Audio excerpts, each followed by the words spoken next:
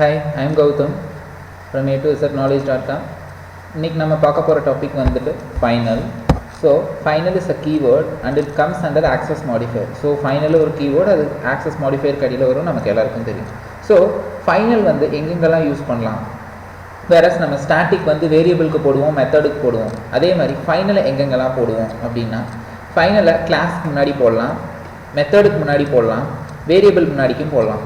So கிளாஸ்க்கு முன்னாடி போட்டால் ஃபைனலோட யூஸ் என்ன அப்படின்னா, ஒரு நேம், ஒரு கிளாஸுங்கிற ஒரு கீவேர்டுக்கு முன்னாடி நீங்கள் ஃபைனல் போட்டு, இப்போ ஃபைனல் கிளாஸ் நேம் இருந்ததுன்னா அந்த கிளாஸை உங்களால் இன்ஹெரிட் பண்ண முடியாது. ஸோ எங்கெல்லாம் உங்கள் கிளாஸை இன்ஹெரிட் ஆகக்கூடாதுன்னு நினைக்கிறீங்களோ அப்போல்லாம் உங்கள் கிளாஸ்க்கு முன்னாடி நீங்கள் ஃபைனலில் ஸ்பெசிஃபை பண்ணிக்கலாம். செகண்ட், மெத்தடுக்கு முன்னாடி ஃபைனல் போட்டால் என்ன ஆகும்?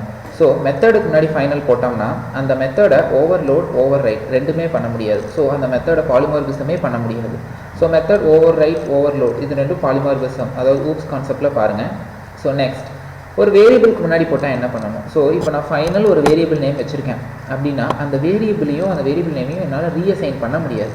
இந்த வேரியபிள் நேமை நான் இது ஒன்ஸ் கொடுத்துட்டேன்னா அதுக்கப்புறம் அந்த வேரியபிள் நேமை வச்சு நான் இன்னொரு வேல்யூ அதுக்கு அசைன் பண்ண முடியாது.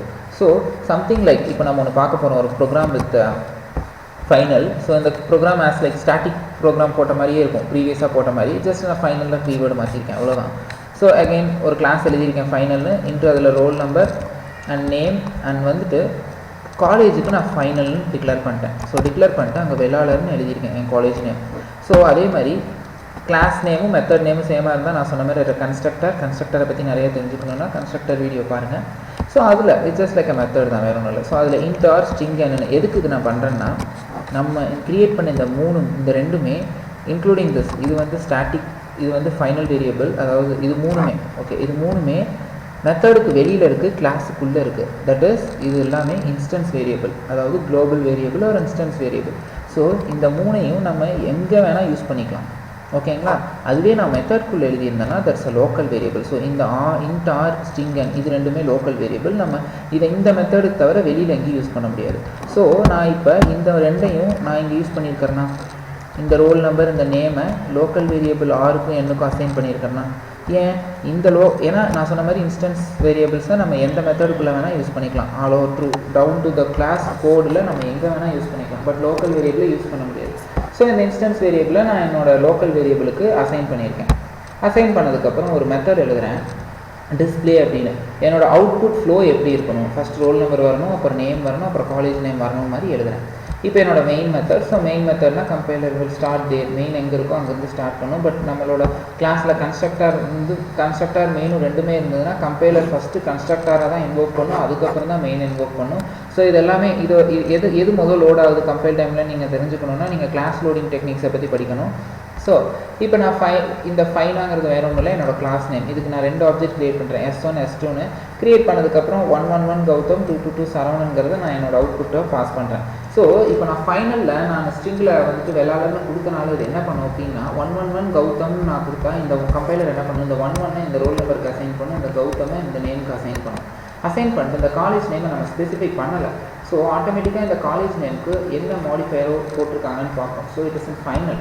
ஸோ ஃபைனலுக்கு நம்ம வேல்யூ கொடுத்துருக்கோம். ஸோ ஆட்டோமேட்டிக்காக இந்த வெள்ளாளர் கொண்டு வந்து அதை இங்கே போட்டோம். ஸோ இப்போ நான் அதை ரன் பண்ணுறேன் பாருங்கள்.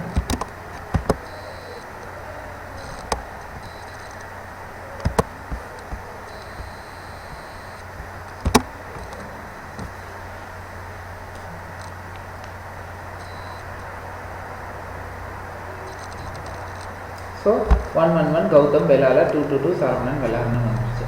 ஸோ நீங்கள் ஸ்டாட்டிக் பார்க்காம ஃபைனலுக்கு டேரெக்டாக வந்திருந்தீங்கன்னா, ஸோ ப்ளீஸ் ஸ்டாட்டிக்கோட வீடியோ பார்த்துட்டு ஃபைனலோட வீடியோ பாருங்கள். ஸோ தட் உங்களுக்கு இன்னும் கிளியராக நான் சொல்ல வர்றது புரியும். ஸோ ஸ்டாட்டிக் என்னென்னா, நம்ம வந்துட்டு அதுக்கு ஒரு வேல்யூ அசைன் பண்ணோம்னா அது எல்லாமே ஷேர் பண்ணும். ஆப்வியஸ்லி இங்கேயும் எல்லாமே இப்போ நம்ம வெள்ளாளர் வந்து கௌதமும் ஷேர் பண்ணிக்கிறாங்க, சரவணன் எல்லாரும் ஷேர் பண்ணிக்கிறாங்க. பட் அங்கே நம்ம ஸ்டாட்டிக்னு கொடுத்த அந்த காலேஜுங்கிற வேரியபிளை நம்ம திரும்பவும் அந்த காலேஜுன்னு போட்டு வேறு நேம் நான் SRMனு கொடுத்தேன்னா திரும்ப கௌதம் சரவணன் எல்லா நேமுக்கும் SRMனு ஷேர் ஆகிடும். பட் இப்போ நான் திரும்ப கொடுக்குறேன். ஸோ ஃபைனலி டிக்ளேர் பண்ணியிருக்கிற அதோட அப்ரோப்ரியேட் ரெஸ்பெக்டிவ் வேரியபிள் காலேஜுங்கிறதுக்கு நான் எடுத்துகிட்டு I'm just giving some other college name. So நான் SRMனு சொல்லிவிட்டு நான் அந்த காலேஜ் நேம் கொடுக்குறேன். ஸோ எரர் த்ரோ பண்ணது பாருங்கள், இது அந்த எரர் பாருங்கள்.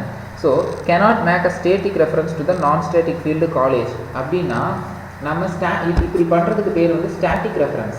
ஸோ இது ஸ்டாட்டிக் ரெஃபரன்ஸ் பண்ணணும்னா நம்ம க்ரியேட் பண்ண அந்த காலேஜ் ஸ்டாட்டிக்காக இருக்கணும்னு சொல்லுது. பட் நம்மளோட க்ரியேட் பண்ண அந்த வேரியபிள் எதுக்கு இருக்குது? ஃபைனலாக இருக்குது. ஸோ ஃபைனலுக்கு நான் ஸ்டார்டிங்கில் சொன்ன மாதிரி வேரியபிளுக்கு நீங்கள் ஃபைனலில் கொடுத்தீங்கன்னா அந்த வேரியபிள் நேமே உங்களால் ரீஅசைன் பண்ண முடியாது. ஸோ அதுதான் இந்த கோட் மூலிமா உங்களுக்கு நான் புரிய வைக்கிறேன். ஸோ இன்னும் க்ளீனாக இந்த ஃபைனல் புரியணும்னா ப்ளீஸ் ஸ்டாட்டிக் வீடியோவை பார்த்துட்டு அதுக்கப்புறம் ஃபைனல் வீடியோ வந்து பாருங்கள்.